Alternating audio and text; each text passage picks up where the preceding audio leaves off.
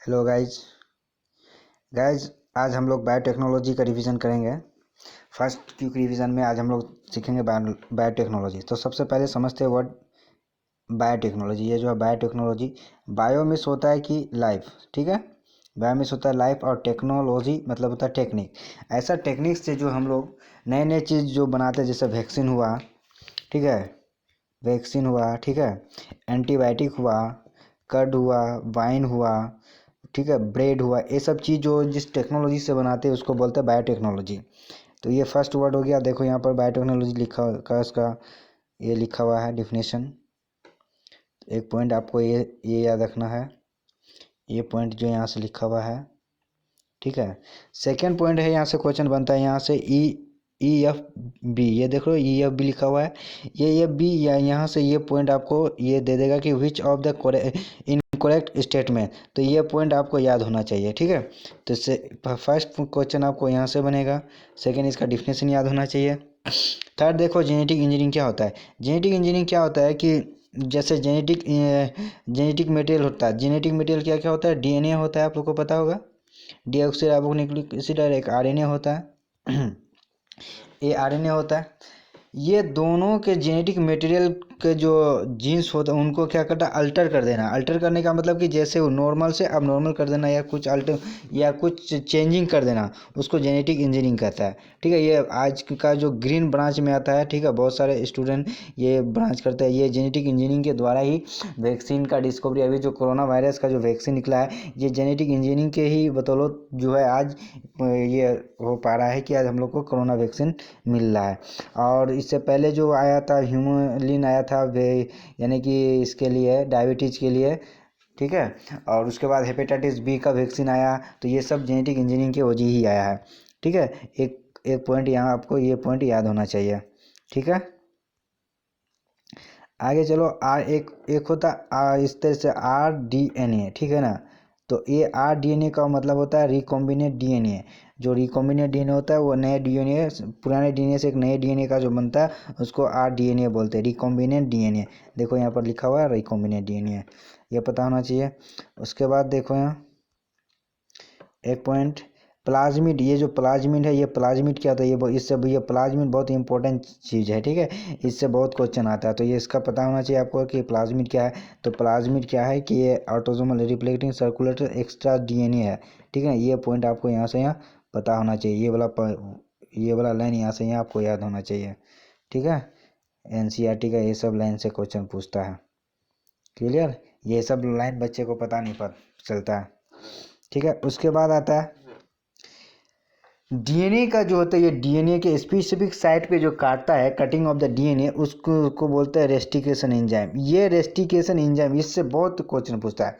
ये rustication enzyme के कारण ही जो डीएनए का जो चेंजिंग होना या जो बायोटेक्नोलॉजी में जो इतना रिवोल्यूशन हुआ, ये रेस्टिकेशन एंजाइम के ही कारण हुआ, ठीक है ना। ये मोस्ट इम्पोर्टेंट है। देखो यहाँ से है ये पॉइंट, यहाँ से यहाँ तक इसका पॉइंट है, ठीक है, ये वाला पॉइंट है।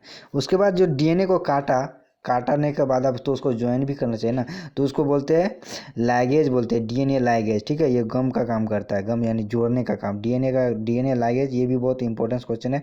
ये डीएनए लैगेज क्या करता है, डीएनए को जोड़ने का काम करता है, एडिंग ऑफ द डीएनए।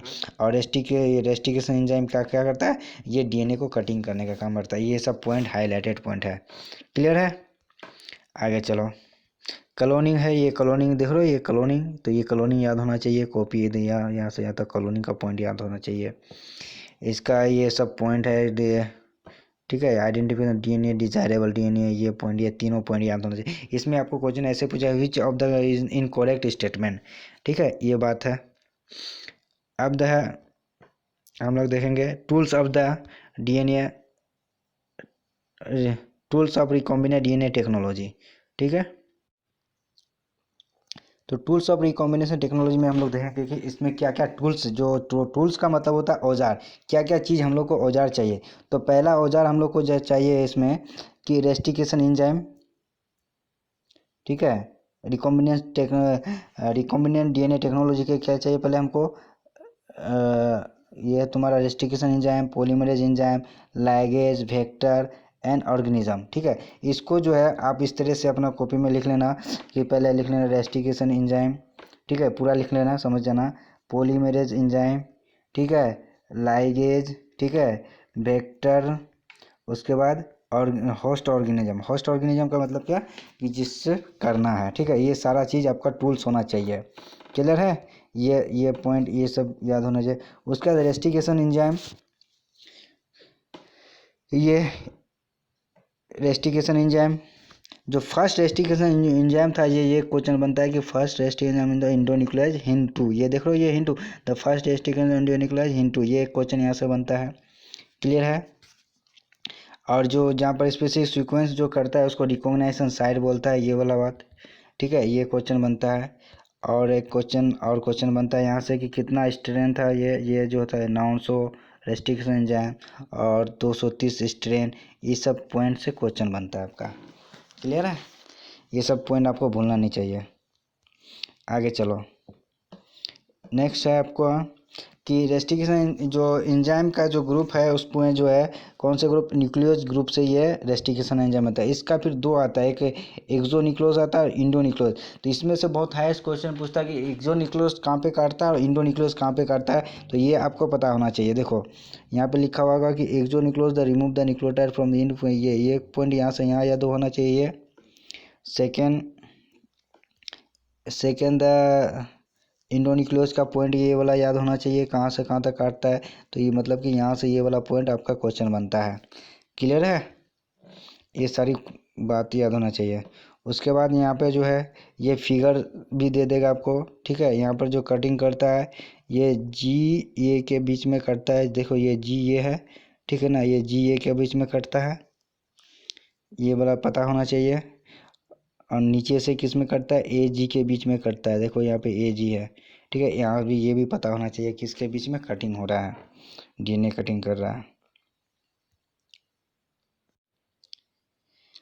ये आपका फॉरेन डीएनए है, ये पता होना चाहिए, ठीक है, यहाँ से कटिंग करता है, ठीक है, एंजाइम से। इसके बाद ये जो है यहाँ पर लैगिंग करता है, देखो ये डीएनए लाइगेज लिया, इससे एडिंग करता है, ये वेक्टर प्लाज्मिड है, ये सेल डिवीजन की यूकोलाइस है, ये रिकॉम्बिनेंट डीएनए का प्रिंसिपल है।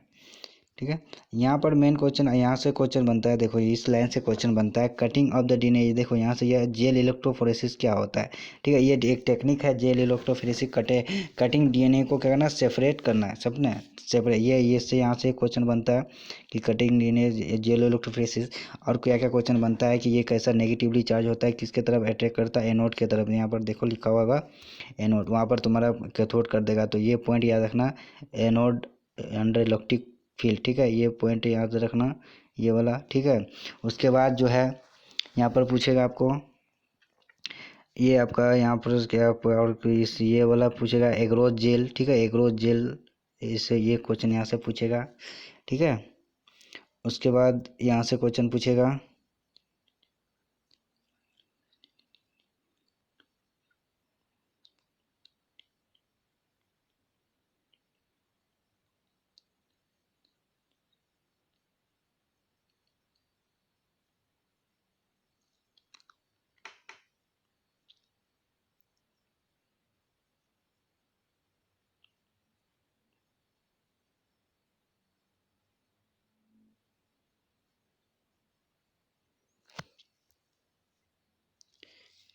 आपका क्वेश्चन नेक्स्ट क्वेश्चन आपका सॉरी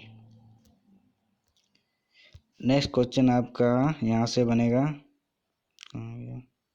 सॉरी नेक्स्ट क्वेश्चन देखो यहाँ से जो बनेगा कि डीएनए को जो हम लोग कैसे देख सकते हैं, ये जो ये है इथाइरियम ब्रोमाइड में, ठीक है, अल्ट्रावायलेट के प्रेजेंट में ये एक्सपोज करेंगे अल्ट्रावायलेट, यहाँ से ये वाला, तो ये वाला पॉइंट यहाँ से ये वाला एक ध्यान से पढ़ के जाना, ठीक है, यहाँ से क्वेश्चन आता है। क्लियर है, आपका 9 मिनट का वीडियो है, ये जो है ये जो पॉइंट है इल्यूस्ट्रेशन पॉइंट दे देगा, ये पता होना चाहिए आपको। ये है डीएनए फ्रेगमेंट का, ठीक है, डीएनए का, ठीक है, ये लार्ज साइज है, ये स्मॉल साइज डीएनए बैंड। यहाँ पर क्या करेगा नाम, यहाँ पर ऑप्शन आपको ये बी सी करके दे देगा, पूछेगा कि कौन सा क्या है, क्लियर है। अब जो है हम लोग आज हम लोग यहाँ तक कर लिए हैं, ठीक है। हम नेक्स्ट तो क्या करेंगे, ज़्यादा वीडियो लंबा हो जाएगा तो कल क्लोनिंग वेक्टर देखेंगे, ठीक है, कि कहाँ कहाँ से क्वेश्चन पूछता है। Okay, thank you so much.